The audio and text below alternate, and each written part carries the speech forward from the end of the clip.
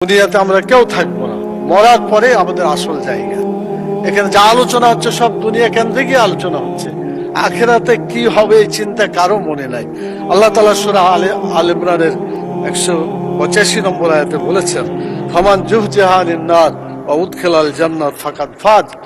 যে ব্যক্তি জাহান্নামের আগুন থেকে বাঁচতে পারলো সেই সত্যিকার সফল হবে, এবং জান্নাতে প্রবেশ করতে পারলো সেই সত্যিকার সফল হতে পারবে।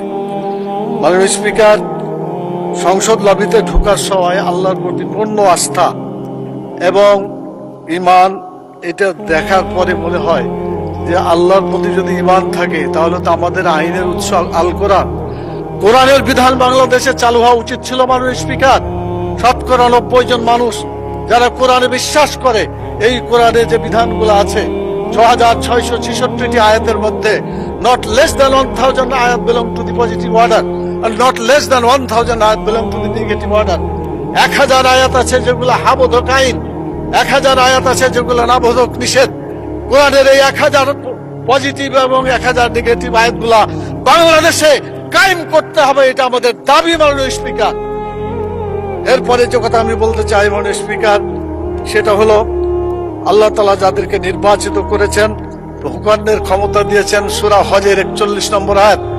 মাননীয় প্রধানমন্ত্রী আছেন, তার দৃষ্টি আকর্ষণ করে সকলকেই বলতে চায়, আল্লাযীনা ইম্মাক্কান্নাহুম ফিল আরদি আকামুস সালাত ওয়া আতাউয যাকাত ওয়া আমারু বিল মারুফ ওয়া নাহাউ আনিল মুনকার। যারা রাষ্ট্র ক্ষমতা পাবে তারা দেশে নামাজ চালু করে মানুষের চরিত্র ভালো করে দেবে, এবং যাকাত চালু করে মানুষের ক্ষুধা দারিদ্র্য বেকারত্ব দেশ থেকে তারা বিতাড়িত করবে। ভালো কাজ করে মানুষকে শান্তিতে থাকতে দেবে, খারাপ কাজ বন্ধ করে অশান্তির আগুন থেকে মানুষকে রক্ষা করবে। কিন্তু দুর্ভাগ্য, আওয়ামী লীগ এসেছে 6 বার, বিএনপি 5 বার, জাতীয় পার্টি 2 বার, এতগুলো সরকার এসেছে, জাতীয় সংসদে কোরআনের একটি আইনও চালু করে নাই। মাননীয় স্পিকার, সবচাইতে লজ্জা, সবচাইতে দুঃখজনক কথা হলো এটা। আমরা চাই আমরা এদেশে কোরআনের আইন চালু করে মানুষকে মুক্তি দেব।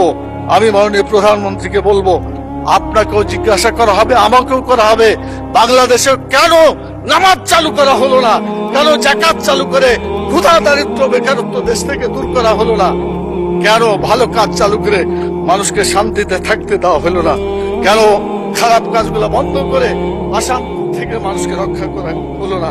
মাননীয় স্পিকার, আমি আপনার মাধ্যমে মাননীয় প্রধানমন্ত্রী সহ আইনমন্ত্রী পাশে বসে আছেন, তারা জবাব দিবেন এবং বলবেন তাদের দায়িত্বটা কি। এরপরে যে কথাটা আমি বলতে চাই,